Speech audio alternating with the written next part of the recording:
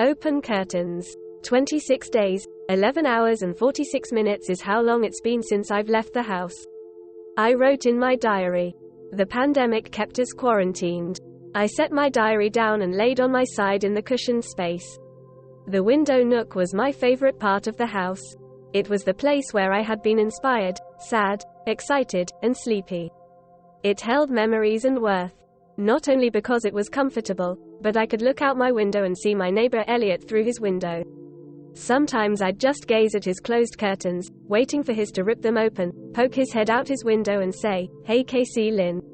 What's up?" Like he even knows what my name is. One time I even threw a small pebble at his window, but to my dismay, he never opened the curtains. There were rare times when the curtains were opened, and I could see a sliver of Elliot doing the things he loved most. Reading, filming his own little movies, or even pressing flowers. Only once had he spotted me watching. I had been staring forever, just trying to get him to look.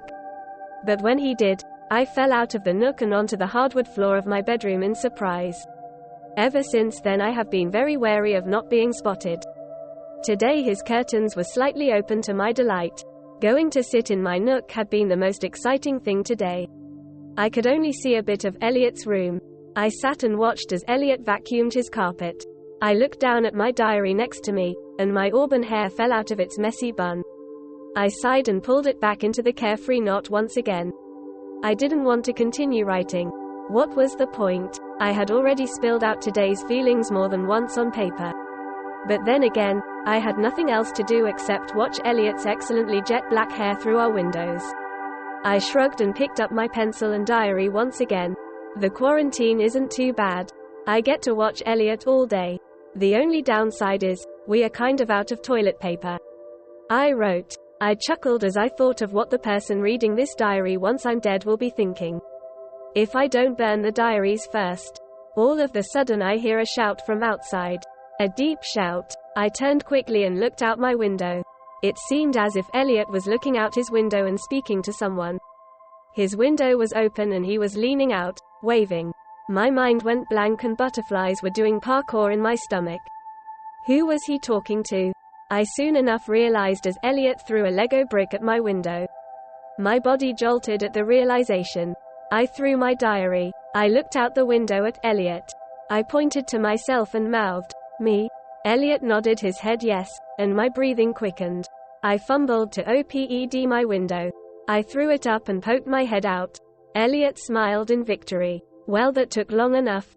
Elliot laughed. My mind raced and millions of greetings went through my mind. I tried to speak but I couldn't.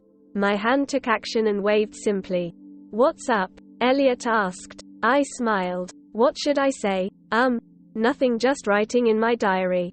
I kicked myself internally. He probably knows I was writing about him. Oh, that's cool. Elliot nodded. Silence settled in. I blushed. So, why did you throw that Lego brick? I asked shakily. My smile was uncontainable. Well, honestly, I was bored. And I knew there was a pretty 16-year-old girl living across from me I had never really talked to, so, why not? Elliot threw his hands in the air. My heart started beating like it wanted to escape from my chest. He thought I was pretty. I mustered a small laugh with as much air that was in my lungs, which was not a lot, and said, "Okay. So what do you think of this pandemic thing we've got going on?" I asked, trying to strike up a conversation everybody had something to say about. Well, it's kinda inconvenient, obviously. Our internet is pretty bad, so school is hard online. Most of the food we have is canned and I'm pretty sure we just ran out of toilet paper. Elliot leaned on his windowsill. Oh yeah, us too. But I was homeschooled before the pandemic, so not much of a difference for me for school. My older sister peeked her head in the door. I turned around quickly and shooed her out. "I'm listening," she whispered. My sister was the only one who got to read my diary entries, so she knew this was a big deal. I turned back to Elliot. He was nodding. "So, how do you socialize?" he asked. Classic public schooler question. "Well, I play basketball and I take cooking lessons and I go to youth group and church and agricultural class, but that's about all the socializing I get," I said a bit sarcastically. Elliot stepped back. "Whoa. A lot more social than I thought. I like a social butterfly." And of course real butterflies. My eyebrows lifted. Oh, do you catch them? Elliot chuckled and looked down to his yard. Yeah, and then I put them in shadow boxes. He winced, as if waiting for me to say, EWWW. You put dead butterflies in boxes? But I didn't say that, of course. Well, that's cool. I guess you get to study them a lot then. Elliot nodded. What do you like to do when you're bored? I smiled. He was interested in me. I like writing, making jewelry, sometimes I make YouTube videos.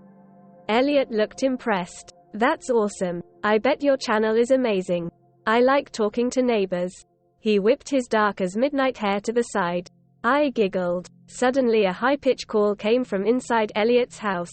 Elliot huffed. That's my mom. Time for me to go take my little brothers to the park because for some reason they're a little bored. He wiggled his eyebrows and I laughed. What's your name? He asked. I sucked in a breath. Make it good. Casey. My name is Casey Lynn. I looked down and my hair fell out of its messy bun again. Elliot watched and smiled. Talk tomorrow, Casey Lynn? I nodded. Talk tomorrow. Elliot retreated back to his room and shut the window. But he left the curtains open.